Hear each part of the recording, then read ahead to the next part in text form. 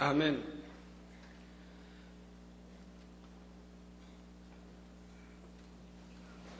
사랑하는 성도 여러분, 가을이 되면 우리의 마음이 풍요로워지는 까닭은 바로 들판에 무르익은 풍성한 열매가 있기 때문입니다. 황금 물결을 이루며 넘실대는 충실한 알곡들은 농부의 모든 수고와 땀을 씻으며 우리에게 넉넉함을 느끼게 하는 것이지요. 이와 같이 영적으로도 알곡을 거두는 추수기가 있습니다.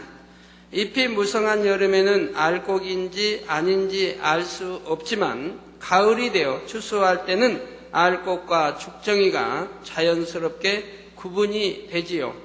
그때 농부는 알곡은 거두어 곡간에 들이고 죽정이는 모아서 불에 던져 사르는 것입니다. 그러므로 이 땅에 경작받고 있는 우리들은 그날을 위해 항상 준비하고 있어야 합니다. 아버지께서 우리의 영혼의 열매를 보실 때 속이 빈 죽정이가 아니라 한 알 한 알이 충실하고 아름다운 알곡이 되어 가장 아름다운 천국 새 예루살렘에 들어갈 자격을 갖추어야 하는 것이지요. 그러기 위해 오늘 또 증거되는 영혼육의 말씀을 통해 자신을 철저히 발견하고 주님을 온전히 닮아 나가는 복된 성도님들이 다 되시기를 주님의 이름으로 부탁드립니다. 사랑하는 성도 여러분, 또한 화상을 통해 예배드리는 전국의 모든 성도 여러분, 지교회 성도 여러분, 지성전 성도 여러분, 빛과 소금 성교의 성도 여러분, 요식업 성교의 성도 여러분, 전 세계 인터넷을 통해 예배드리는 모든 성도 여러분, 그리고 아동주일학교 어린이 여러분, 오늘은 또 아동주일학 헌신 예배가 있어서 전국의 많은 지교회에서 아동들이 와서 예배 함께 참석하고 계십니다. 자, 1차 영혼육 말씀 중 먼저 육에 관하여 살펴보고 있는데 지난 시간에는 결혼과 생명이 잉태되어 자라는 과정에 대해 증거해 드렸습니다. 오늘은 지난 시간 증거해 드린 생명의 잉태와 관련하여 하나님의 택함과 택정함이란 각각 무엇인지 살펴본 후에 다음 주제인 씨와 밭에 관해 알아보고자 합니다. 먼저 택함과 택정함에 대해 알아보지요. 성경에 보면 택함이나 택정함이란 표현이 나옵니다. 이 땅에 많고 많은 사람들 가운데 하나님께서 인간 경작을 계획하시고 그 섭리를 이루시기 위해서는 특정한 인물을 택정하여 쓰시는 경우도 있고 일반적인 기준을 정하여 그 기준 안에 들어온 사람을 택하여 쓰시는 경우도 있습니다. 이러한 가운데에서 택함과 택정함의 차이를 여러분이 구분할 수 있어야 하지요. 여러분의 신앙생활에 있어서 이러한 차이를 바로 알고 깨달을 때에 하나님의 뜻 안에서 온전한 구원을 이루며 하나님의 쓰심에 더욱 합당한 그릇으로 나올 수 있는 것입니다. 먼저 택함이라 하는 것은 하나님께서 어떠한 테두리를 만들어 놓으셔서 그 안에 들어온 사람은 누구나 택함 받을 수 있다는 것을 말합니다. 예를 들어 구원의 문제라면 구원의 테두리를 만들어 놓으시고 그 안에 들어온 사람은 누구나 구원받을 수 있는 것입니다. 즉 믿음으로 예수를 구주로 영접하여 하나님의 말씀대로 살아가는 사람을 하나님의 택함을 받았다 하는 것이지요. 어떤 사람들은 마치 하나님께서 주권적으로 구원받을 자와 구원받지 못하고 멸망받을 자를 처음부터 이미 택해 놓으신 것처럼 생각합니다. 그래서 한번 주님을 영접하고 구원받은 사람은 그때부터 비록 말씀대로 살지 못해도 결국은 구원받도록 강권적으로 역사하신다고 착각하는 사람도 있습니다. 그렇게 가르치는 교회들이 많이 있습니다. 그런 교단들도 있고요. 그렇기 때문에 빛 가운데 살지 못하는 것이고 죄를 지으면서도 구원받은 걸로 알고 있는 것이고 세상과 짝하여 살아가게 되는 것입니다. 자, 그러나 우리 하나님은 결코 그런 하나님이 아닙니다. 하나님은 구원의 테두리를 만들어 놓으셨기에 자유의지 가운데 믿음을 가지고 이 테두리 안에 들어오는 사람은 하나님의 택함을 받아 구원에 이르게 되는 것이지요. 반면 구원의 테두리 안에서 스스로 들어오지 않으면 택함 받지 못하며 일단 들어왔다 해도 다시 나가 버리면 이는 처음부터 들어오지 않은 사람과 마찬가지로 택함을 받지 못한 것이 되어 구원받지 못하고 사망에 이르게 되는 것입니다. 계시록에도 보면은 이미 생명책 이름이 명명 기록되었다 할지라도 내가 마음에 옷을 빨자, 즉 마음에 할례하지 않으면은 생명책에서 그 이름을 흐려버린다 했습니다. 지워버린다. 흐려버리면 지워지는 거죠. 이렇게 택함을 받았다 해도 내 스스로가 믿음 생활하지 않으면 다시 생명책에서 이름이 지워져 버리게 되는 것입니다. 자, 그래서 고린도전서 3장 17절에도 보면 누구든지 하나님의 성전을 더럽히면 누구든지 목사든 장로든 권사든 누구든 마찬가지 누구든지 하나님의 성전을 더럽히면 하나님이 그 사람을 멸하시리라. 하나님의 성전은 거룩하니 너희도 그러하니라.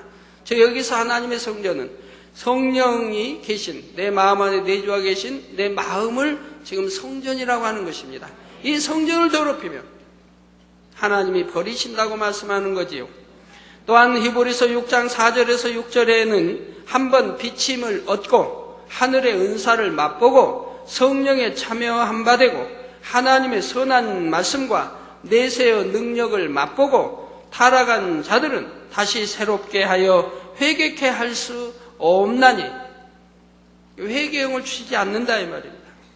여러분 가운데도 그런 분들이 있습니다. 또는 성령을 회방하고 거여가 모욕하고 이런 분들은 하나님이 역사하지 않은 것을 보게 된다 이 말입니다. 그래도 여러분들은 끝까지 매달리면 그래도 내가 끝까지 매달리면 하나님이 구원의 은총을 베풀어 주실 수도 있기 때문에 끝까지 포기는 하지 말아야 됩니다. 타락한 자들은 다시 새롭게 하여 회개케 할 수 없나니 이는 자기가 하나님의 아들을 다시 십자가에 못 박아 현저히 욕을 보임이라 했습니다. 이것은 주님을 알고 믿었다 해도 다시 구원의 테두리에서 벗어나면 결국 멸망에 이르게 된다는 말씀입니다. 그래서 여러분들이 특히 하나님이 사랑하시는 제단들, 주의 종들, 하나님의 권능이 나타나는 하나님이 함께 하시는 종들이나 제단을 비판해서는 절대로 안 됩니다. 그건 성령을 회방하는 것이 되기 때문에 즉 성령이 하시는 건데 권능을 행함도 성령이 하시고 근데 성령을 회방하는 것이고 성령을 비판하는 것입니다. 하나님을 비판하는 건 똑같은 거예요. 그 성령 회방 모욕 거역죄가 되기 때문에 참으로 힘들어지게 됩니다. 자, 그래서 마태복음 22장 14절에는 청함을 받은 자는 많되 택함을 입은 자는 적으니라 하신 것입니다. 그러므로 택함이라 할 때 이것은 곧 그리스도를 구주로 영접하여 하나님 말씀대로 살아가는 사람을 가리켜 하나님의 택함을 받았다 한다는 사실입니다. 그러면 다음으로 택정함이란 무엇입니까? 이는 만세 전부터 모든 것을 예지하시고 예정하신 하나님께서 인간 경작의 섭리를 이루시기 위해 어떤 사람을 택하셔서 그 삶을 전폭적으로 주관해 가시는 것입니다.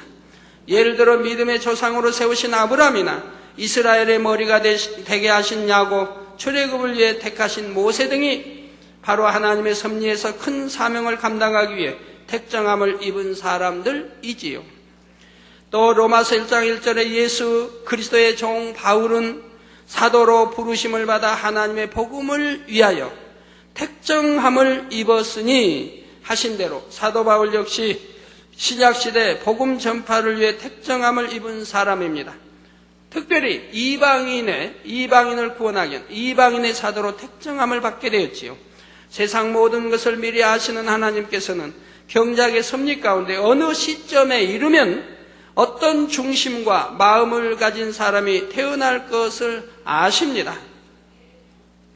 그러므로 하나님께서 원하시는 목적을 위해 사용하실 사람을 선택하여 하나님의 섭리 가운데 큰 사명을 이루게 하시는 것입니다. 하나님은 만세전에 이미 아시고 설계하여 이렇게 나왔기 때문에 언제는 어떤 중심에 어떤 인물이 태어날까 하셔서 다 이렇게 이제 계획 안에 세워 놓으시고 그런 사람들이 특정함 속에 들어있는 사람이라 이 말이에요. 그런 사람들을 연결고리를 만들어서 쭉 이제 6천년의 인간 경작을 이루게 하신 것이라 이 말입니다. 저 같은 경우도 예를 들어 이제 앞일에 대한 많은 것들을 참 하나님 알려주시지만 알려서 알고 있고, 그래서 참 개척된 많은 것을 성도의 동향까지 이제 상황까지, 어떤 성도는 아무리 충성하는 것 같아도 언제는 나갈 성도고 이렇게 떠날 성도고 또 배신할 자, 이런 걸 미리 알려주시는데 하물며 하나님은 만세전에 다 알고 계신다. 천년 후에도 100년 후에도 내일 일 다 알고. 그래서 저희가 이제 해외 선교 다녀보면은 어느 때는 어려움을 당할지 뭐 할지 누가 해방할지 아시기 때문에 꼭 구원해 줄 자, 도와줄 자들을 곳곳 심어놨다가 때가 되면 돕도록 이렇게 역사하신 것도 볼 수가 있습니다. 자, 이렇게 택정함을 입은 사람은 그가 잉태되고 태어나는 과정은 물론 그 삶의 매 순간을 하나님께서 친히 간섭하십니다. 어디를 가서 무엇을 한다 하더라도 하나님의 주관하심 가운데 연단을 잘 받아 결국은 그 사명을 능히 감당하게 되는 것입니다. 예를 들어 사도 바울은 이방인의 사도로서 사람으로서는 감당 못할 엄청난 고난을 겪으면서 온 세계 주의 복음을 전파하기 위해 택하심을 입었습니다. 강하고 담대하며 변치 않을 중심이었기 때문입니다.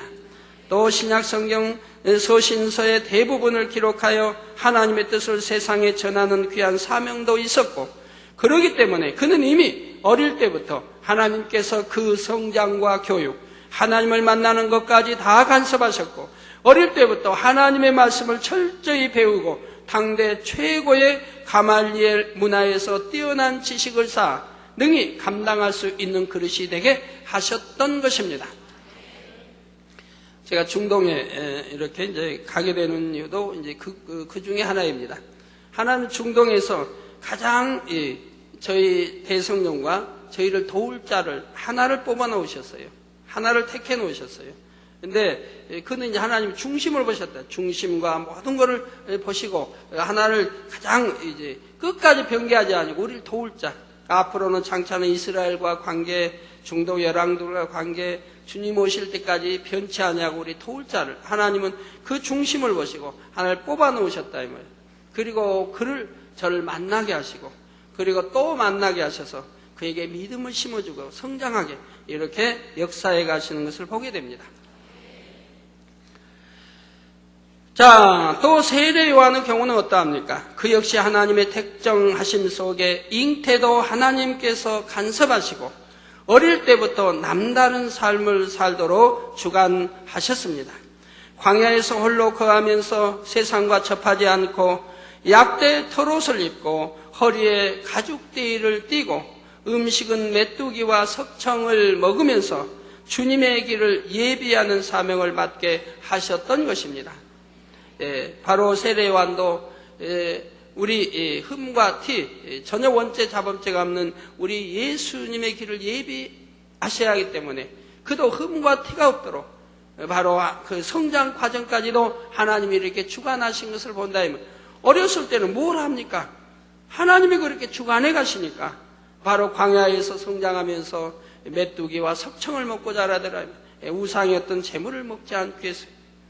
모세 역시 마찬가지입니다. 하나님께서는 모세가 태어나기 전부터 역사하셨고 그가 하수에 던져졌을 때에도 정확히 그 시간에 애굽의 공주를 예비해 두셨다가 그를 건지게 하시고 애굽의 왕자로 자라게 하셨습니다. 또한 성장할 때도 친어머니 밑에서 하나님과 자기 민족에 대해 배우게 하시고 애굽의 학문과 세상 지식들도 배우게 하셨지요. 왜? 어차피 빼내야 할 건데 배우게 하십니까? 이제 지도자로 세우기 위해서요. 그 나라 하나님의 선민 백성들을 지도자로 세워야 되니까 지식도 있어야 된다 이 말입니다. 학문도 있어야 된다 이 말.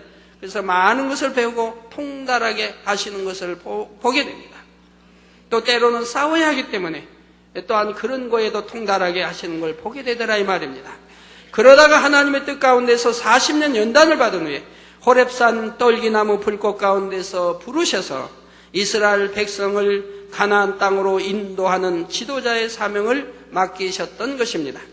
또한 에레미야에게는 에레미야 1장 5절에 내가 너를 복중에 짓기 전에 너를 알았고, 복중에 짓기 전에 너를 알았다 이 말입니다. 너를 알았고 내가 태에서 나오기 전에 너를 구별하였고, 나오기 전에 이미 구별했다 이 말. 너를 열방의 선지자로 세웠노라 하셨고요. 이처럼 하나님께서는 인간을 경작하시면서 어느 때 어떤 중심을 가진 사람이 태어날 것을 아시고 강권적으로 주관하심으로 하나님의 뜻을 이루도록 역사에 나가시는 경우가 있는데, 이런 경우가 바로 택정함을 받은 것입니다.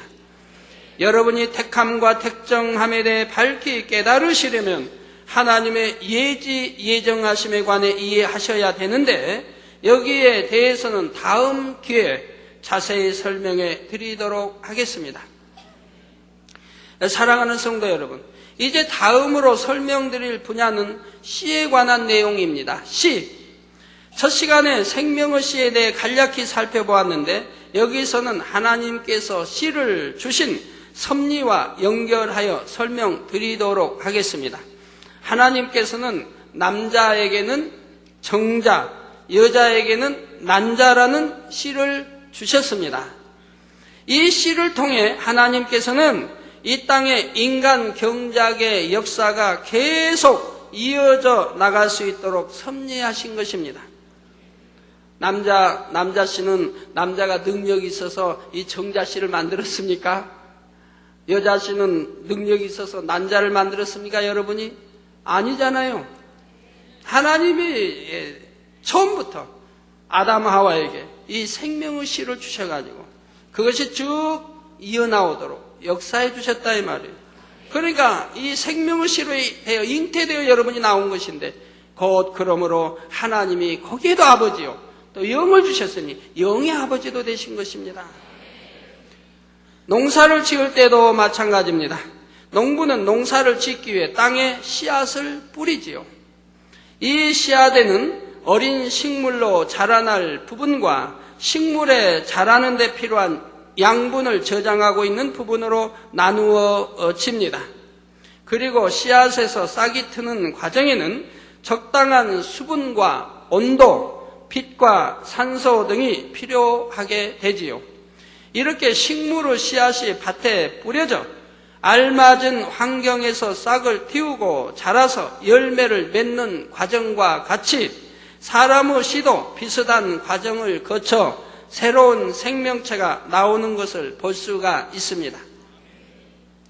즉 정자와 난자가 결합하여 생명이 잉태되고, 또 잉태된 생명은 모체로부터 영양분을 공급받으며 일정한 온도와 환경에서 자라나게 되는 것입니다. 이러한 씨에 관한 섭리 하나만 보아도 하나님의 지혜와 능력이 얼마나 신기하고 놀랍습니까? 그런데 여기서 우리가 한 가지 생각해 보아야 할 것이 있습니다. 그것은 농부가 씨앗을 땅에 뿌리고 열심히 경작을 하는 까닭은 바로 열매를 거두기 위해서라는 사실입니다. 아무리 좋은 씨를 땅에 심고 정성껏 가꾸었다 해도 열매를 맺지 못하면 아무 소용이 없지요. 마찬가지로 농부이신 아버지 하나님께서 우리 사람에게 생명의 씨를 주시고 이 땅에 6,000년 동안 경작하시는 것은 결국 열매를 거두시기 위함임을 알아야 합니다. 그러면 이 열매란 과연 무엇일까요? 식물의 열매와 같이 눈에 보이고 먹을 수 있는 그런 열매가 아니라 우리가 맺어야 하는 열매는 우리의 영혼의 열매를 말합니다. 다시 말해 우리 주님을 닮은 아름답고 선한 마음을 이루어 하나님의 잃어버린 형상을 온전히 회복하는 것이 우리가 이 땅의 삶을 살면서 맺어야 하는 열매인 것입니다. 이 열매를 맺지 못하면 우리 아버지 하나님이 계신 천국에 들어갈 수 없고 그 영혼은 쭉정이와 같이 아무런 가치가 없기 때문에 결국은 지옥불에 던져 살라지게 되는 것입니다. 농부가 씨를 뿌려 이제 열매를 거둘 때에 알곡은 거둬 창고에 들이지만 죽정이는 아무 쓸모가 없기 때문에 먹을 수도 없고 아무 쓸모가 씨바지 할 수도 없고 쓸모가 없기 때문에 불에 살라버린다 이 말이에요. 자, 그렇다면 여러분들은 과연 얼마나 열매를 맺고 있는지 돌아보시기 바랍니다. 성령의 9가지 열매를 얼마나 맺고 있습니까? 사랑장의 사랑을 얼마나 맺고 있습니까? 팔복을 얼마나 맺고 있습니까? 영적인 사랑의 열매나 팔복의 열매를 얼마나 맺고 있는지요. 분별하실 줄 알아야 합니다. 나는 얼마나 열매를 맺고 있어서 얼만큼 알곡이 되어 가고 있는지.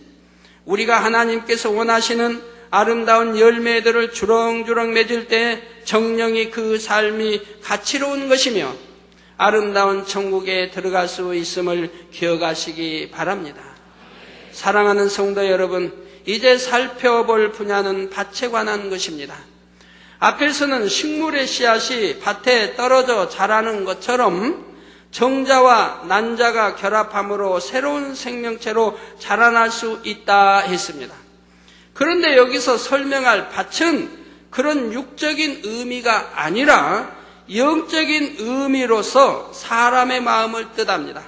그러니까 여기서 말하는 밭은 영적으로는 사람의 마음을 뜻한다 이 말입니다. 이 부분은 육보다는 사람의 영과 혼을 이해하기 위해 필요한 내용이지요.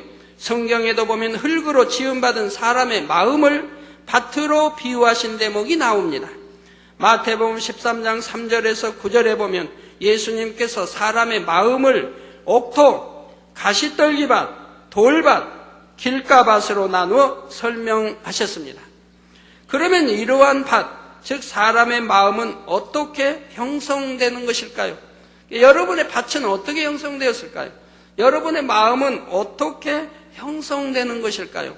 여러분 마음이 자기라는 것입니다. 자기. 이제로 가면은 이 육의 형상을 보고 이제록이라고 하는 게 아니에요, 사실은. 눈에 이제 안 보이기 때문에 형상을 보고 이제록이라고 하지, 이거는 썩어져 한 줌에 흙으로 돌아가는 거예요. 아무 쓸데없는 거예요. 병들면 썩어지고 곪고 여하튼 오래되면 부패하고 낡아지는 옷과 같은 거예요. 옷과 세월이 흐르면 점점 낡아져. 옷과 같아요. 쓸모없는 다 온갖 부속품들이 오래되면 낡고 닳아서 쓸모없어져요. 한 줌의 흙으로 돌아가는 거예요. 이게 자기라는 게 아니에요. 자기는 곧 내 마음인 것이라. 마음. 그러면 이러한 밭, 즉 사람의 마음은 어떻게 형성되는 것일까요? 이걸 알아야 여러분이 자기를 내가 어떻게 만들었는가를 알게 된다 이 말이에요.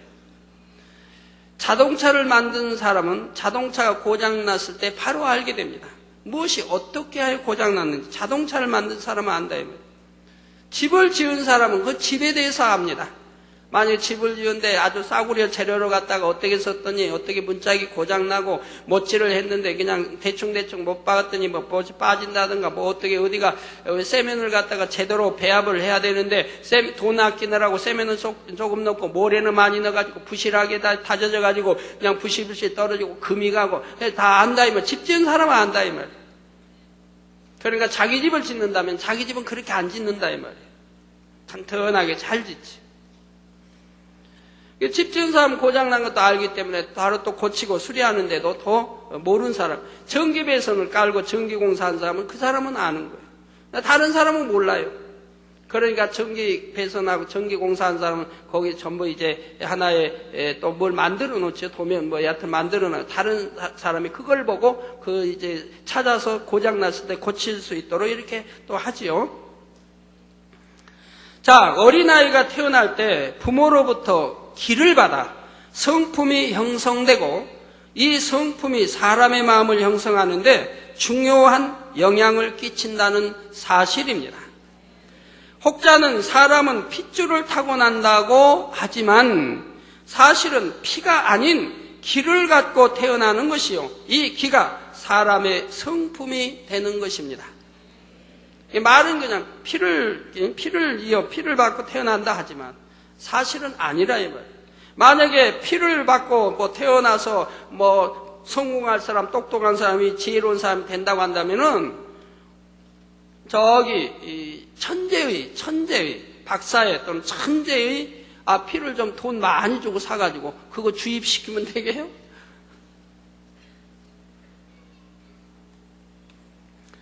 자, 그렇다면 기란 것은 무엇일까요? 기가 무엇입니까? 기, 한문으로는 기운 기자, 기. 사전에서 기를 찾아보면 활동의 근원이 되는 힘이라 정의하고 있는데, 여기서는 기를 사람의 전신에서 나오는 진액의 결정체라 설명할 수가 있습니다. 여러분, 사전을 떠나 영적으로 이해하셔야 된다면, 영적으로 기라는 것은 사람의 전신에서 나오는 진액의 결정체를 말한다 이 말입니다. 바로 이 기는 하나님의 능력으로 인해 정자와 난자라고 하는 눈에 보이지 않은 작은 생명의 씨 안에 총체적으로 담겨 있게 됩니다. 이 얼마나 신비하고 놀라운 일인지 여러분 아셔야 돼요. 이 정자와 난자의 씨는 우리 사람의 눈으로 보이지 않을 정도로 적은 씨입니다. 이 남자가 한번 사랑할 때, 지난주에 설명했지만 사랑할 때에 이 정자의 씨가 3억 개가량이 나온다 이 말이에요. 거기서 센 정자가 이제 꼬리에 들어가는 거죠. 착상하게 되는데요. 그런데 이렇게 적은 정자 안에 그 부모, 정자는 그 남자의 모든 이 전신에서 나오는 진액의 바로 결정체에 나오는 모든 진액이 다 그 안에 들어간다 이 말이에요. 그 정자의 씨 안에, 그 3억 개면 3억 개의 정자의 씨 안에 다 들어가는 것이라 이 말이에요. 또 여자도 마찬가지, 난자도 마찬가지. 난자 씨 안에 여자의 전신에서 나오는 진액의 모든 것이 그 안에 들어간다 이 말입니다. 이런 걸 아시면 여러분 놀라울 일이 참 많이 있어요. 그러므로 정자와 난자가 만나 아이가 태어나면 그 아이는 부모의 기를 이어받음으로 부모의 생김새뿐 아니라 부모의 성품이나 성격, 버릇까지도 닮아 나오는 것을 볼 수가 있습니다. 어떻게 버릇까지 닮아 나옵니까? 제가 어렸을 때는 이제 농촌에 살면서 이제 겨울이나 또 올 때는 이제 여인네들이 모여서 방이면 방 이제 모여가지고 품앗이를 합니다. 배도 놓고 또 실도 빼는 이렇게 물레라고 하죠. 물레 잡고 이 방에 여러 부인네들이 앉아서 그걸 한다 이 말이에요. 아니면 여러 가지 품앗이 하면서 재밌게 밤새 밤 한 12시까지 이렇게 돌아간다 이야기하면서 보낸다 이 말이에요. 그 아니면 이제 실을 뽑아서 이제 배를 만들 때 마당에서 쫙 깔고 마당에서 그때는 여러 명이 와서 서로 도우면서 이야기합니다. 그 어머니와 이제 여인들과 이야기하면 저는 옆에서 이제 그 이야기 소리가 재밌으니까 잘 듣게 돼요. 그럴 때 보면 그런 말들이 나와요. 가끔 나와요. 아이를 낳고 일찍 돌아간 이제 아비가 있다 이 말이에요. 아비가 일찍 돌아갔어요. 이 아이는 정맞을 때 아비를 모를 때 돌아갔다 이 말이에요. 그런데 이제 아이의 어머니나 또는 아이의 할머니가 말을 한대. 그러니까 할머니로서는 자기 아들이 일찍 죽었다 이 말이에요. 근데 손주를 보고 말한다 이 말이에요. 저 아이가 저렇게 커가면서 어쩌면 자기 그 아비의 버릇을 그대로 닮았느냐 그런다. 자기 아비도 저렇게 저런 버릇을 가지고 있었는데 아이는 본 적이 없는데도 성장하면서 아비의 버릇이 그대로 나온다 이 말입니다. 가지고 어쩌면 죽은 제 아비의 버릇까지도 닮아 나왔냐고 말하는 것을 참 많이 들어봤다 이 말이에요. 우리 연로하신 분들은 그걸 많이 보셨을 거예요. 이렇게 버릇까지도 가지고 나온다 이 말이에요. 그러니까 버릇도 잘 들이세요. 전에 어떤 시골에서 좀 양반 계층에 있는 분인데 그 할아버지가 걸을 때에 완전히 팔자걸음을 걸었나 봐요. 이렇게 힘주고 그냥 걸었는데, 그런데 그 아들이 성장하면서, 아버지는 일찍 이제 돌아가시고 그 아들이 성장하면서 저희가 봐도 키도 큰데 걸음을 꼭 팔자걸음을 걸어요. 그냥 젖히고 키도 큰 분이 막 누가 봐도 저 먼 데서 와도 그분 알아보면. 그러니까 그 집 제가 잘 놀러 다녔는데 이제 신거무라고 전설 따라도 나온 마을인데 거기 가면 이제 그 할머니가 그 아들의 어머니가 그런 말씀도 자주 해요. 제비가 저렇게 팔짝은 거 이렇게 다니는데 저 이제 아들 꼭 저렇게 걷는다고. 네, 그래서 사람뿐 아니라 동물 세계에서나, 그래서 오늘날은 유전 공학의 발달로 인해 줄기에는 토마토가 달리고 뿌리에는 감자가 달리는 식물도 만들어냅니다. 감자와 토마토의 유전 인자가 결합되어 그 유전자 안에 담겨 있는 각각의 특성이 그대로 나타나는 현상인 것이지요. 사람뿐 아니라 동물 세계에서나 식물 세계에서나 이와 같이 씨 안에 담겨 있는 고유한 특성들이 이어져서 계속해서 번식하고 번성해 나갑니다. 그러니까 과일도 마찬가지예요. 단 거 심으면 단수박 씨를 심으면 단수박이 나오고 하는 거 볼 수 있잖아요.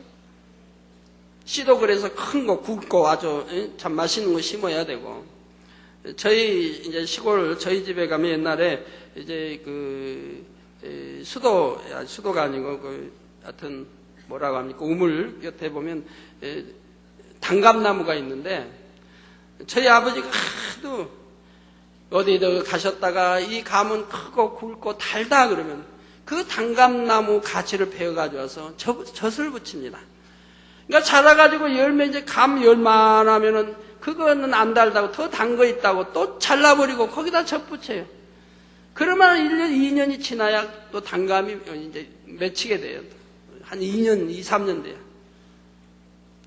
그럼 또 그렇게 아주 성장해서 감 열만 하면 보시면 아버지 보시기 마음에 안 드시는 거예요. 그러면 다른 데 가서 또 더 좋다는 거 구해다가 또 잘라버리고 또 저 붙임을 붙여요. 그러다 보니까 제대로 저는 감 한번 따먹어본 적 없어요.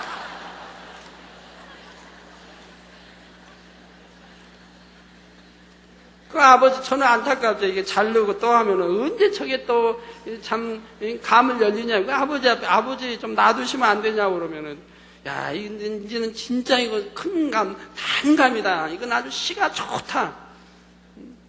그러니까 이제 또 2, 3년만 참으라는 거죠. 그러면 맛있는 단감이 열린다. 그러면 또 어떻게 해요? 아버지가 그러신 거. 또 2, 3년 꾹 참고 나서 열매 맺다 보면은 아버지 마음속엔 또 안 드시는 거죠. 그걸 몇 차례를 하신 거 봤어요. 그래가지고 제대로 감도 못 따먹고 이렇게 했는데. 예. 그런 감도.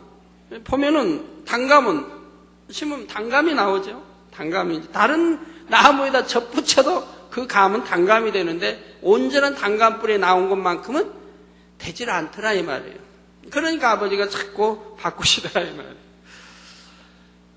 예, 그래서 사람뿐 아니라 동물 세계에서나 식물 세계에서나 이와 같이 씨 안에 담겨있는 고유한 특성들이 이어져서 계속해서 번식하고 번성해 나갑니다. 그러니 진의 그 결정체가 담긴 생명의 씨라는 것은 얼마나 놀라운 하나님의 창조물입니까? 성도 여러분, 다시 정리해서 말씀드리면 사람은 부모의 길을 이어받아 성품을 타고나게 되고 이 성품 가운데 마음을 형성하게 된다는 사실입니다.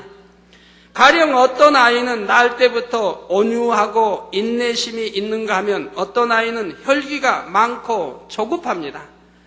그러면 그 부모 역시 그러한 경우를 보게 되지요. 그래서 기라는 것이 그만큼 중요합니다. 그런데 여러분 아실 거는요. 한 부모 밑에서 아이가 10명이 자랐다면 10명 안에 부모를 따라 혈기도 많은데 어떤 아이는 온유한 아이도 낳게 됩니다. 그런 경우는 그 부모가 어머니나 아버지 편에서 어떤 환경 속에서 잉태했고 어떻게 잉태하는 과정에서 그 어떤 마음을 가지고 이제 아이가 자랐는가. 이런 것이 또 영향을 받게 되는 것이라 이 말이에요. 만약에 참 행복한 가운데서 잉태해서 또 자라가지고 난 아이가 있는가 하면 아니면 같은 부모인데도 사업을 하다 잘못 실패해가지고 그냥 신경질과 또는 막 이 불안과 여러 가지 그냥 짜증과 이런 속에서 잉태한 거와 가지고 남편의 그런 영향을 받아서 잉태해가지고 또 자라는 거야. 이런 경우에 또 그 시가 다르기 때문에 성품이 달라져. 이렇게 달라지는 경우가 생기는 것이라 이 말이에요. 자, 뿐만 아니라 사람의 마음을 형성하는 데 있어서 환경적인 것이 매우 중요하다는 사실입니다. 그래서 공자, 맹자, 3번 이상 키우기 위해서 이런 것도 나오죠. 자, 예를 들어 아이가 막 태어났을 때는 아무것도 심겨지지 않은 밭과 같습니다. 입력된 것이 전혀 없기 때문에 아무 생각도 없는 무의 상태인 것입니다.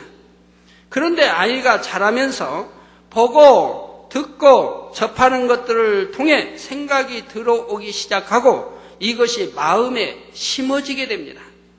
다시 말해 좋은 것이 생각 속에 입력되어지면 마음에 좋은 것이 심어지게 되고 반대로 나쁜 것이 생각 속에 입력되면 마음에 나쁜 것이 심어지게 됩니다. 아까도 저 먼 곳에서, 부산인가요? 먼 곳에서 기도받으러 오신 분, 그 부모님 계시면 잘 생각을 해봐요. 내 아이들이, 그것도 하나도 아니다. 내 아이들이 부모님과 대화를 안 한대요, 자식들이. 대화를 단절해버리니까 오래됐다, 이 말이에요. 나이는 하나는 18인가 19이고 또 하나는 부모와 대화를 안 한다, 단절해버렸다, 이 말이에요. 일체 대화를 안 한다. 얼마나 답답하겠어요. 자식 편에도 답답하고 부모 편에도 답답하고 참 답답할 일이죠. 그럼 반드시 원인이 있는 것이라 이 말이에요. 원인이 있다 이 말입니다. 자식들이 부모에게 대화를 안 할, 그런다면 부모에 대한 잘못된, 자식에게 잘못 입력 또는 잘못 보게 한 잘못된 원인이 크게 있을 것이라 이 말이에요. 그 부모님이 통해 잡아가고 진정 부모님이 돌이켜야 돼요. 그리고 아버지 앞에 기도하면서 그 아이를 위해 기도를 해야 됩니다. 부모님이 돌이키지 않으려고 아무리 아이에게 너 말해라 어쩌라 한다고 되는 게 아니라 이 말이에요.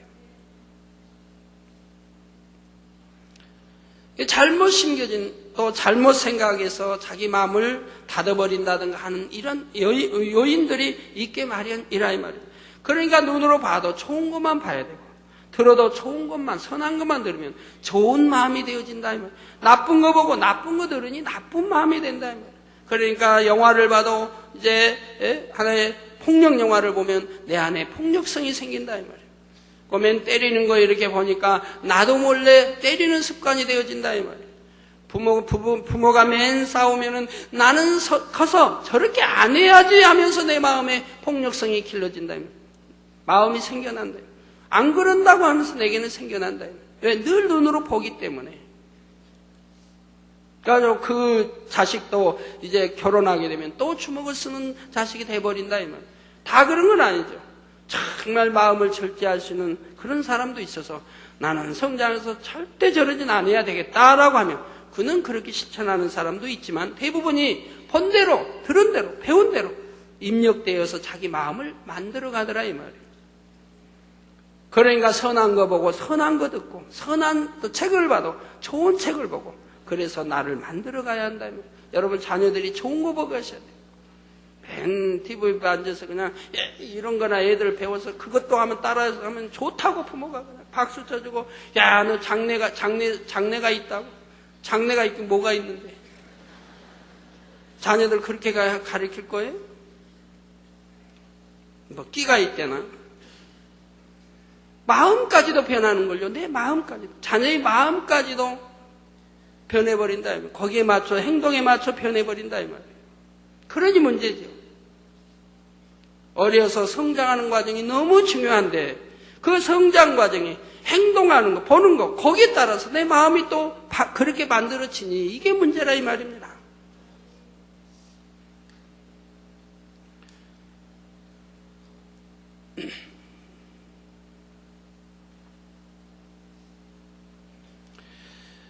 전에 제가 개척 때 참 묘한 사람도 봤습니다. 부부인데 남편이 아내에게 일체 말을 안 하는 거예요. 그 세월이 오래됐어요. 그 세월이 오래됐어요. 그런데 그 아내는 이제 만민교회를 나왔어요. 만민교회를 다니고, 그 남편은 만민교회 안 다니는데 일체 대화가 없는 거예요. 오랫동안 세월이 흘렀는데 대화가 없어요. 그러니 아내가 얼마나 지식하겠어요. 남편은 남편 쪽에서 대화 안 해버리니까 그나마 되지만, 아내는 지식할 그런 상황에 살아가는 거예요. 그래서 원인이 있을 거 아니에요. 원인이. 왜 그렇게 됐습니까? 라고 하니까 나중에 고백을 하더라면 아내가 참 바람을 피운 적이 있다는, 다른 남들. 그걸 남편이 알고 그때부터 자기에게 대화를 않는다, 끊어버렸다. 그럼 아내 편에서 이혼을 하자 해도 이혼도 안 해주고 대화도 안 하고 방도 따로 쓰고 그러면서 산다 이 말이에요. 근다고 뭐 굿하고 그런 건 아닌데 대화를 끊어버려요. 이게 남편은 그렇게 해서 복수를 한다 이 말이에요. 1년도 아니고 2년도 아니고 용서도 안 해주고, 아내가 아무리 잘못했다 해도 용서도 안 해주고 많은 세월을 그렇게 복수한다 이 말이에요. 아내를 말려 죽이는 거예요. 얼마나 괴롭겠어요. 그런 남자 시도 봤어요. 참, 그런 남자 편에서도 참 괴로울 것 같은데, 말도 안 하고 살아가면 얼마나 괴롭겠어요. 근데 자기 아내를 그렇게 말려 죽이려고 작정을 해버린 거예요. 그런 남자 씨도 봤습니다. 우리 남자 씨는 절대 그런 시간, 절대 그렇게 마음을 굳혀버리니까, 앙심을 갖고 복수하게 굳혀버리니까 풀질 않는다 이 말이에요. 그리고 점점 세월이 흐르면서 더 맺혀진다 이 말이에요. 더 맺혀져. 강하게 마음을 다지면 맺혀. 그러니까 아내는 얼마나 고통적이 살겠습니까? 그러다 만민교회 재단을 알았으니 이제 거기에서 해방감을 갖게 되죠. 아, 진리를 알고 천국을 알게 되냐. 그런 거를 이제 상관없이 이렇게 참 바뀌어지는 것을 또 보게 되지요. 자, 그러므로 사람의 마음은 크게 선천적 요소와 환경적 요소의 결합으로 형성되어진다는 사실입니다. 즉 부모의 길을 타고 나온 그 밭 자체에다 이 세상에 태어나 성장하면서 어떠한 것을 내 생각 속에 입력하고 배우고 내 생각 속에 어느 것을 담았느냐에 따라 사람의 마음밭이 달라지게 되는 것입니다. 성도 여러분, 이러한 것을 알아야 여러분 자신이 어떻게 해서 형성되었는지 깨닫게 되고, 또 아는 만큼 자신이 변화되어 나가는 데 있어서 힘과 능력을 받아 나갈 수가 있습니다. 가령 좋은 부모의 길을 받고 태어날 때는 좋은 마음밭을 갖고 태어났다 해도 성장하면서 자꾸만 나쁜 것을 입력시켜 나가면 나쁜 밭으로 가꿔집니다. 즉 나쁜 마음으로 자라게 된다 이 말입니다. 나쁜 마음으로 가꿔진다 이 말입니다. 그러니까 양심도 나빠지는 거죠. 결과는 양심도 나빠지고. 그렇게 가꾸어 놓고는 내가 옳다 한다고 해서 옳은 게 아니죠. 저 사람은 참 그러다. 자기는 나쁜 마음으로 이미 읽어가지고 그래 놓고 내 양심에 맞춰서 판단을 한다 이 말이에요. 분별한다 이 말이에요. 그러고는 자기가 옳다고 하니 옳지 않은 것이 너무 많이 생기게 되죠. 여러분 다 같은 거예요. 여러분도. 그걸 빨리 깨우쳐야 됩니다. 눈 감으신 분들 뜨시면 참 좋은데 그걸 빨리 깨우쳐야 돼요. 여러분. 그럼 자기를 빨리 발견해야 돼요. 내가 나를 어떻게 만들었는가, 어떻게 만들었는가를 빨리 깨우쳐야 되는 거예요. 반대로 태어날 때는 나쁜 밭이라 할지라도 거기에다 좋은 것을 계속해서 입력시켜 나가면 결국은 좋은 밭으로 개조될 수가 있습니다. 물론 이런 경우도 있습니다. 겉으로 드러나는 모습은 거칠고 악하다 해도 원래 온유한 길을 타고난 사람은 그렇지 않은 사람보다는 아무래도 변화되기가 더 쉬운 것을 봅니다. 예를 들어 밭이 옥토밭인데 거기에다가 묵은 밭을 만들어 버렸어요. 안 써가지고 밭을 사용 안 해가지고 거기에 풀도 나고 밭도 단단해지고 거기다 또 그냥 자갈 같은 것도 막 들어있고 가시나무도 자라고 했다고 하면 그걸 옥토로 만들려면 어떻게 해야 돼요? 돌이 있으면 돌 주워내고 가시 다 이제 파내버리고, 다 뿌리 다 파내버리고, 또 풀 다 파내고, 흙 다시 이렇게, 박에서 읽으면 좋은 밭이 된다. 그건 쉽다. 빨리 다시 옥토로 만들 수가 있다. 이 말이에요. 근데 밭 자체가 옥토가 아닌 그런 땅, 밭 자체가 나쁜 땅이 있다. 이 말이에요. 거기에다 이제 나쁜 가시떨기, 또 자갈, 다 들어 있습니다. 그럼 그런 경우는 어떻게 해야 돼요? 이 자갈 주워내고 가시, 풀 다 뽑아서 흙 깨트려서 좋은 흙을 만들고, 그리고 이 나쁜 밭을 또 좋은 밭으로 밭도 만들어야 된다. 왜? 산에 가면 좋은 흙이 있어요. 농사도 몇 년 지으면 이게 이제 나쁜 토질이 돼요. 그러면 산에 가서 좋은 흙을 가다가 섞어야 되는 거예요. 농부가 부지런하면 일 안 할 때, 한가할 때는 산에 가서 그런 노랗고 황토, 이런 흙 갖다가 논에다 뿌려서 섞는다 이 말이에요. 그래서 좋은 밭으로 다시 만든다 이 말이에요. 좋은 논으로 만들고. 근데 게으른 사람은 안 해요. 안 한다 이 말이에요. 그러니까 나쁜 밭에, 나쁜 논에 또 씨를 뿌리니 알곡이 덜 나온다 이 말이에요. 그 게으름, 부지런에 따라서 이렇게 옥토밭 만드는 거예요. 사람도 마찬가지. 나쁜 밭이라 해도 부지런히 하나님이 버리라는 거 버리고 하지 말라는 거 하지 아니해서 옥토밭으로 만드는 작업이 원래 옥토밭보다는 더 많은 시간과 노력이 필요하지요. 그러지만 노력하면 되는 것이라 이 말입니다.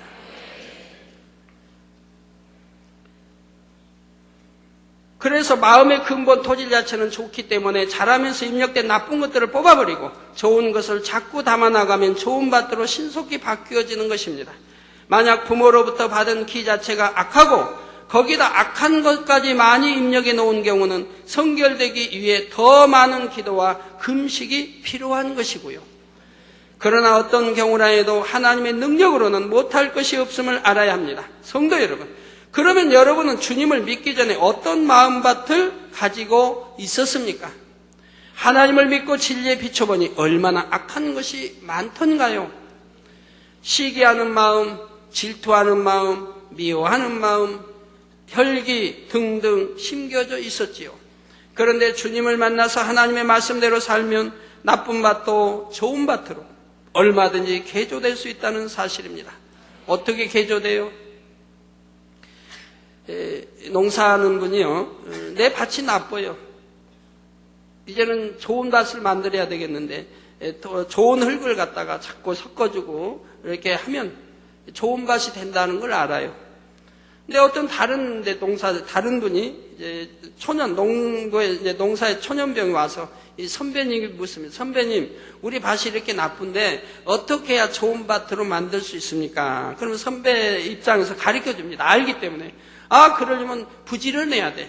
그리고 저기 산에 어디 좋은 흙을 갖다가 자꾸 이제 날려서 거기다가 흙을 섞어서 그러면은 좋은 밭으로 이렇게 바꿔진다고 말한다 이 말이에요. 그런데 그렇게 말해준 선배 농부는 자기는 게을러 가지고 그렇게 하질 않아. 그러니까 좋은 밭이 안 된다. 그러나 가르쳐 줄 수는 있다 이 말입니다. 그러나 부지런한 농부는 어떻게 가르쳐 주냐? 예, 그렇게 가르쳐 주고, 자, 나도 이렇게 나쁜 밭을 가지고 있었는데, 이렇게 열심히 해서 좋은 흙 갖다가 배합하고 이렇게 해서 좋은 밭을 만들어서 씨를 뿌리니까 참으로 잘 된다고. 이렇게 결과까지 가르쳐 줄 수가 있다 이 말입니다. 내가 체험했던, 얻은 결과까지 설명할 수가 있다 이 말입니다. 우리도 마찬가지예요. 아무리 지식을 듣고 알아도 내 밭이 좋아지는 게 아니에요. 문제는 부지런해야 된다, 부지런히. 하나님이 버리라는 거 열심히 버려야 된다. 돌밭을 옥토로 만들려면 돌을 다 주워 버리면 되고, 가시떨기 밭을 옥토로 만들려면 가시를 다 뽑아내고, 나쁜 건 좋은으로 바꿔주면 되는 것과 같이 마찬가지로 성경에 버리라 하지 말라 하면 버리고 하지 않으면 됩니다. 또한 거친 밭에 열심히 거름을 주고 흙을 갈아엎어 좋은 밭으로 만들듯이 하나님의 말씀에 지키라 하라 한 대로 순종하면 기름진 옥토의 마음으로 변화되는 것입니다. 여러분이 구분해서 잘 아셔야 돼요. 만약에 나쁜 밭에 묵은 거 묵은 거 개가는 풀을 뽑아내고 돌을 주워내고 뭐 가시떨기를 주워내고 뭐 이렇게 하는 것이 성경에 바로 우리에게 버리라 하지 말라 한 것이라 이 말. 버리면 된다 이 말.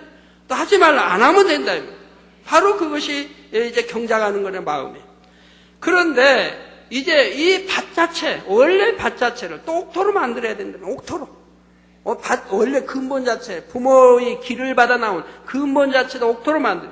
그러면 하나님 말씀에 지키라는 거 잘 지키고 하라는 거 열심히 하고 순종하면 기름진 옥토의 마음으로 변화되는 것이라 이 말이에요. 그러니까 버리라는 거 버리고 하지 말라고 하지 않고 지키라는 거 지키고 하라는 거 하고 이걸 겸해 나가면 내가 옥토밭으로 누구나 변할 수가 있다 이 말입니다. 그러나 원래 좋은 옥토밭보다는 그만큼 더 정성을 들이고 더 노력하고 열심을 품어야 한다 이 말입니다. 이렇게 비진리의 나쁜 것들을 열심히 벗어버리고 진리인 좋은 것들을 행해 나가면 우리의 마음밭 자체가 개간되어 좋은 밭으로 바꾸어집니다. 이것이 바로 성결되어지는 지름길이지요. 그런데 하나님의 말씀을 들어도 행함이 따르지 않으면 마음이 변화되어지지 않으므로 아무런 소용이 없습니다. 아까 이제 지교였던 분이 저에게 기도받으러 오셔가지고 이런 말씀합니다. 전에 이제 질암, 마음으로 고생하다가 재단에 와서 부흥성했던지 와서 치료를 받았다 이 말입니다. 치료를 받았는데 그런데 나는 충성을 했는데 하나님 앞에 그런데 또 재발이 됐다는 거예요. 재발이. 충성을 했는데 재발이 됐습니다. 왜 그런 것입니까? 라고 저에게. 왜 그런 것입니까? 그래서 제가 왜 그런 것입니까? 그 자체가 벌써 하나님 앞에 합당치 못한 겁니다.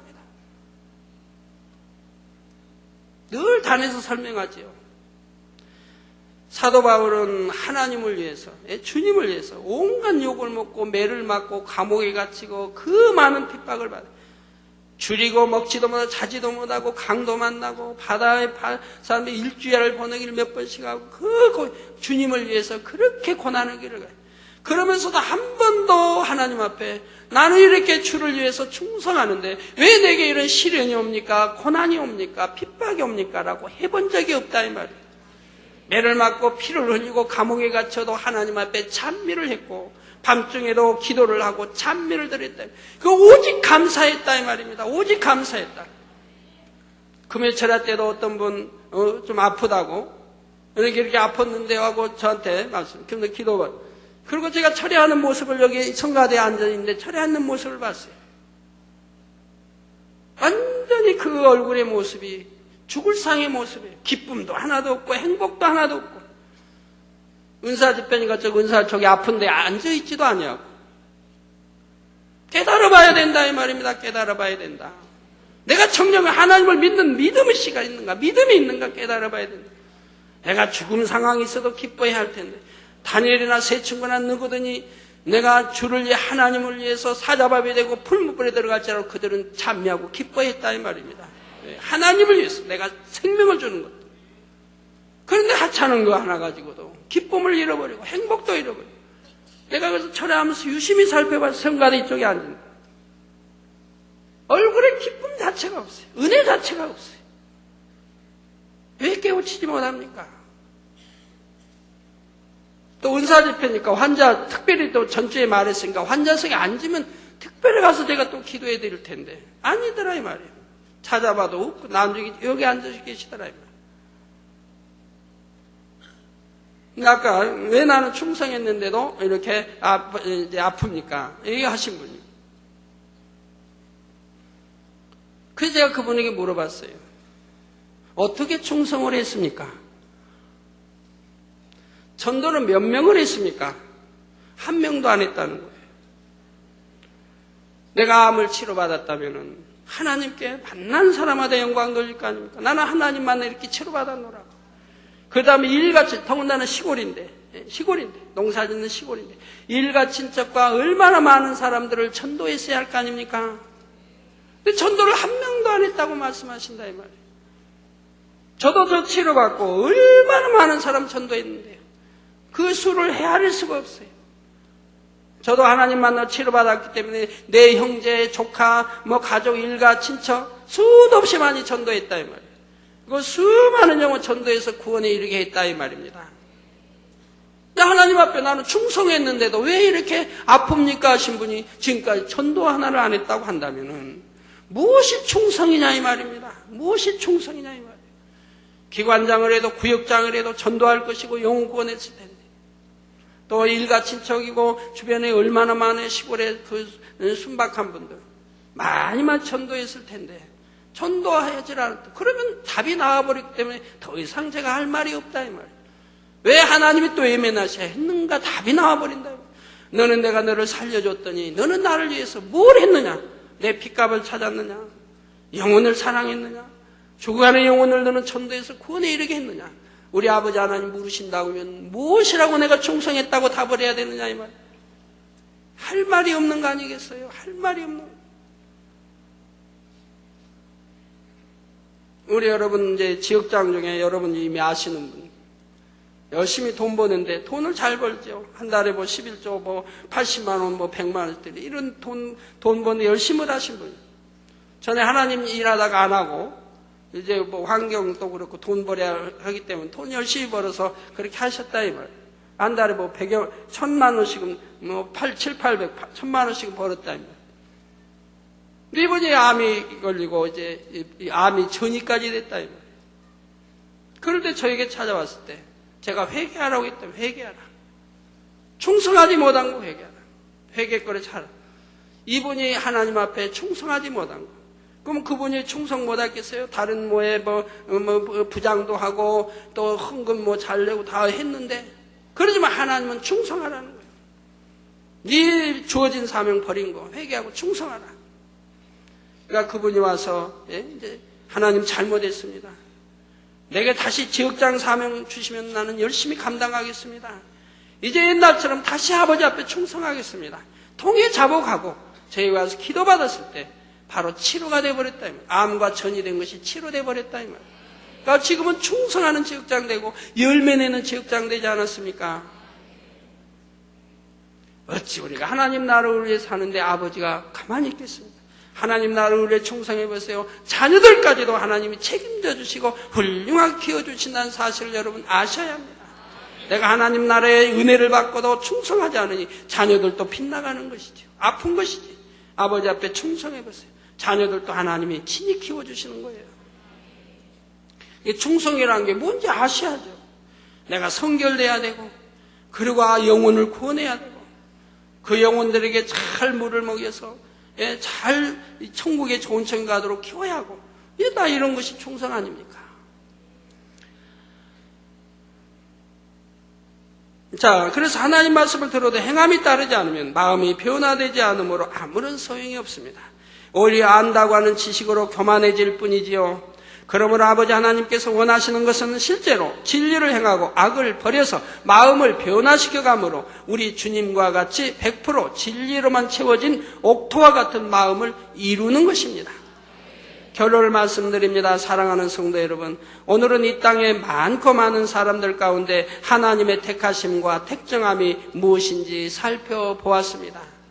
또한 식물의 씨앗이 밭에 뿌려져 알맞은 환경에서 발화하고 자라서 열매를 맺는 과정과 같이 사람도 정자와 난자가 결합함으로 새로운 생명체가 잉태되고 마침내는 하나님께서 원하시는 영혼의 아름다운 열매를 맺어야 한다 했습니다.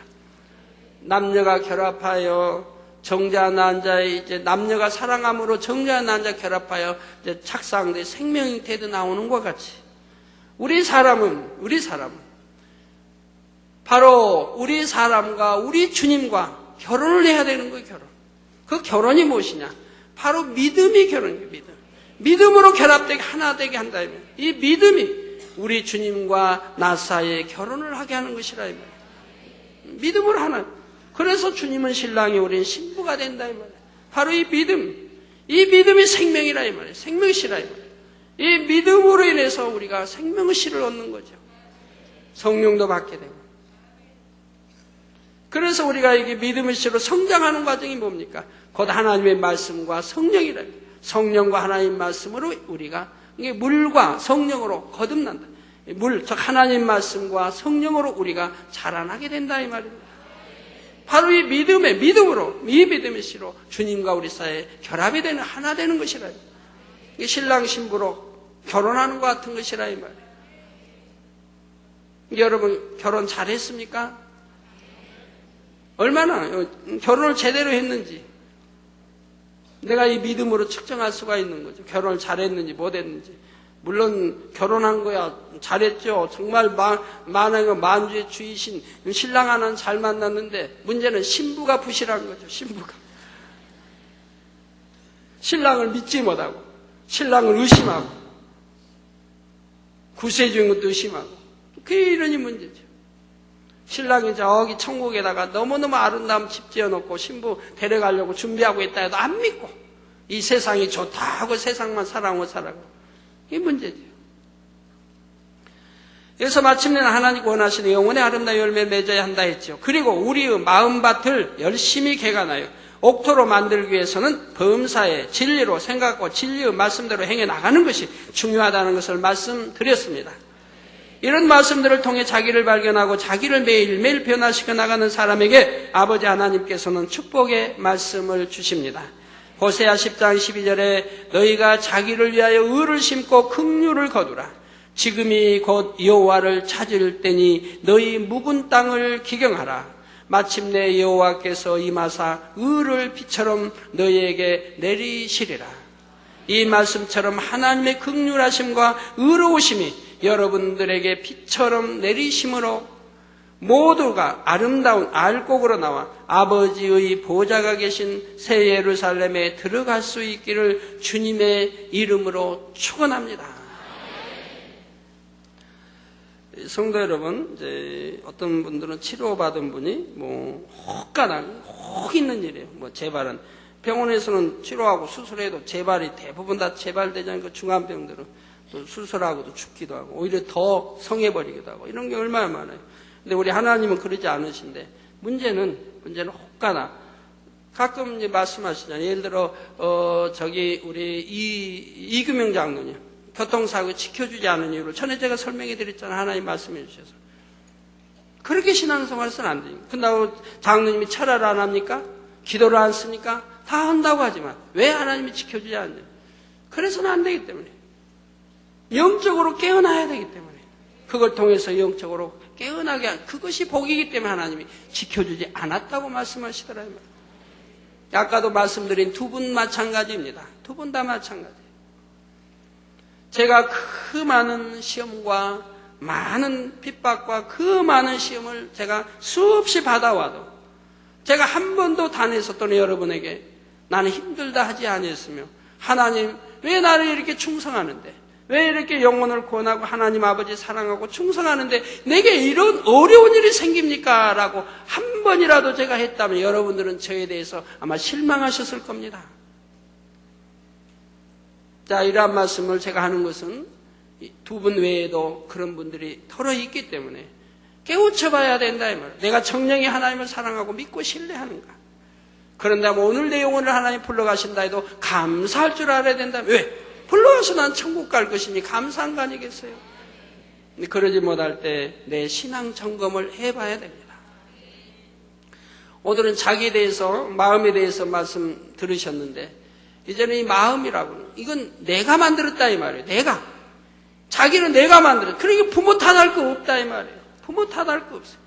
어떤 사람은 환경이 아무리 나빠도 나쁜 가운데서 성공한 사람도 얼마든지 있어요.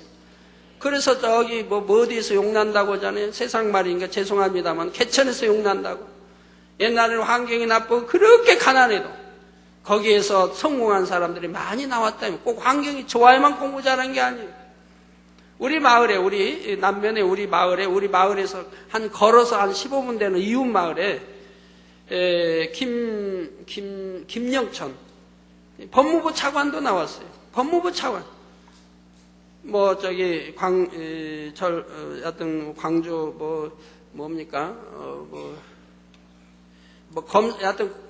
여튼 검사를 두루 거쳐가지고 검찰 요직 두루 거쳐가지고 법무부 차관까지 했다 이 말이에요. 근데 그 사람은 얼마나 가난한지, 집안이 얼마나 가난한지. 그런 가난한 속에서 책이 뭐 공부할 책이 있습니까? 뭐 대학교를 제대로 다녔어요? 학교를 제대로 다녔나요? 학교도 안 다녔어요.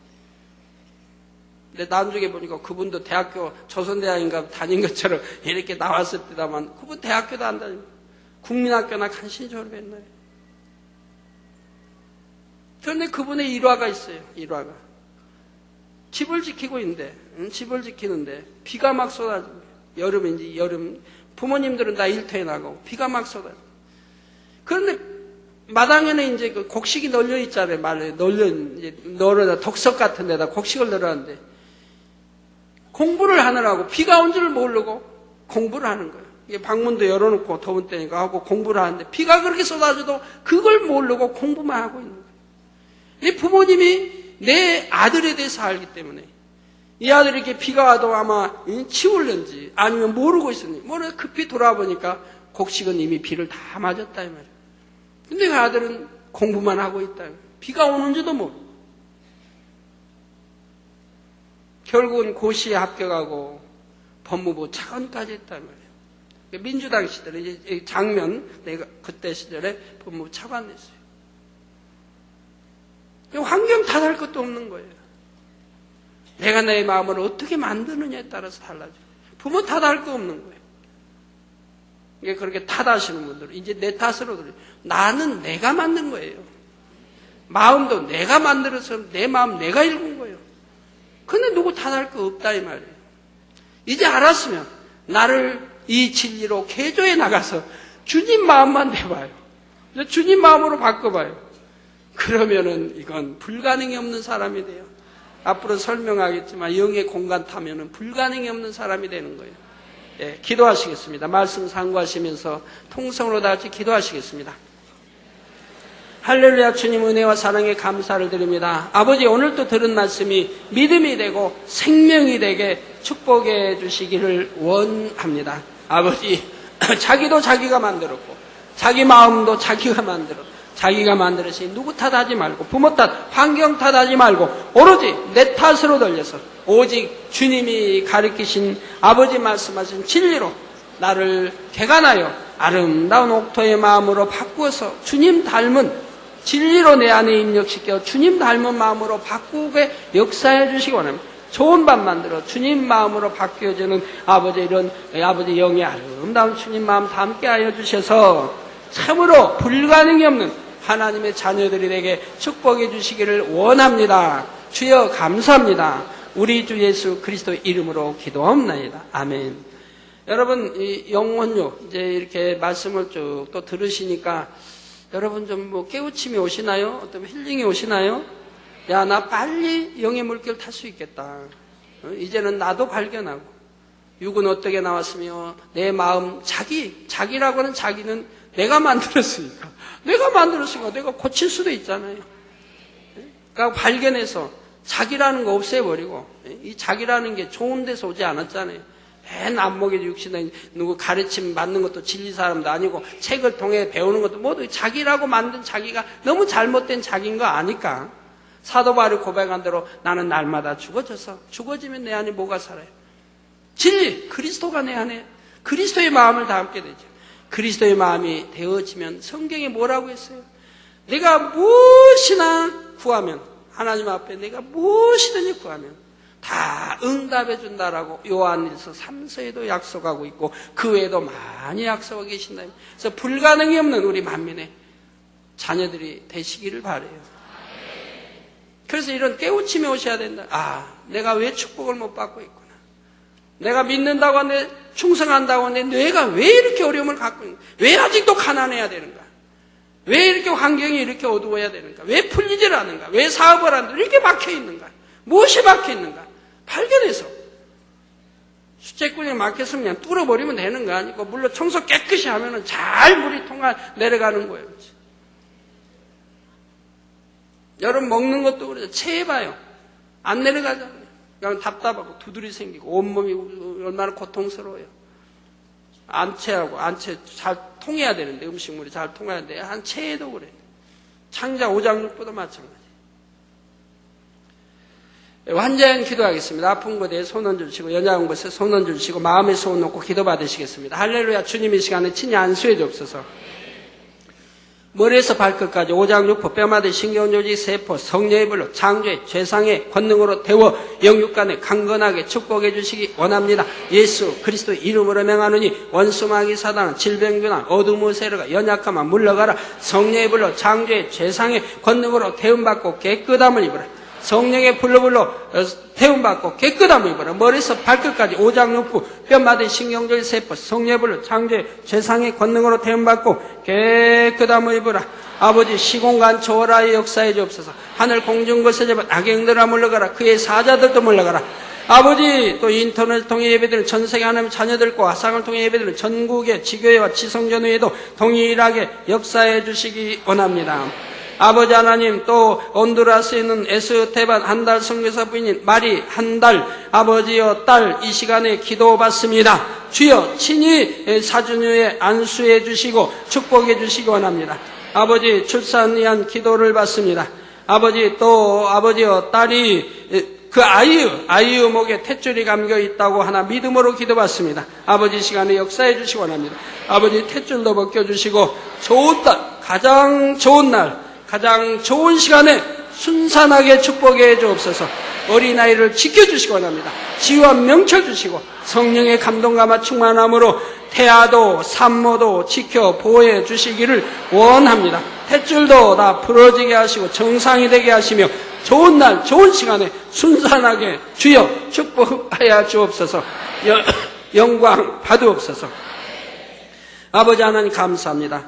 하나님의 자녀들 머리에서 발끝까지 오장육부, 뼈마디, 신경조직, 세포, 성령의 불로, 창조의, 죄상의 권능으로 태워 깨끗하고 강건하게 축복해 주시기 원합니다. 마음의 소원도 이루어 주시고 간구와 기도에도 응답해 주옵소서.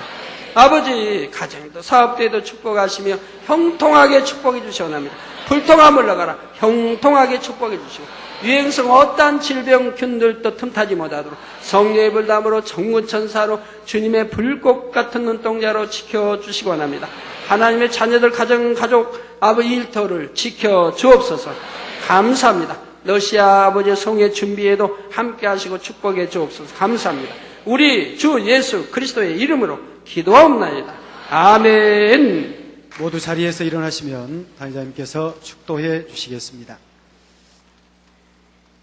지금은 우리 주 예수 그리스도의 은혜와 언제나 우리와 함께 하시는 하나님 아버지의 극진하신 사랑과 우리에게 예수 그리스도를 알게 하시고 의 가운데로 인도하시는 성령의 감동감화 교통 충만하심이 이 시간에 모인 모든 성도에게 화상을 통해 예배 드리는 전국 교회와 지교회와 지성전후에 인터넷을 통해 예배 드리는 전 세계 하나님의 자녀들 위에 함께 하시기를 축원하옵나이다.